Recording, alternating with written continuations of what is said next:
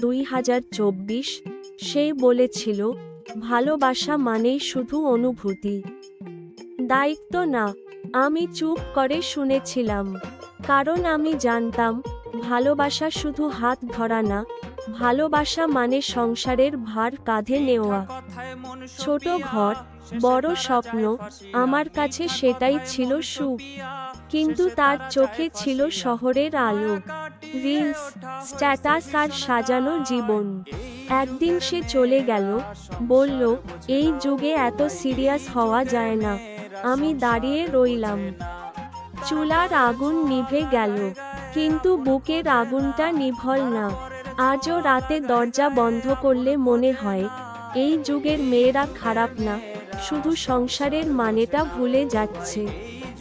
আর কিছু ভালোবাসা শুধু বোঝার অভাবে ইতিহাস হয়। ভাঙ্গা হাট গানে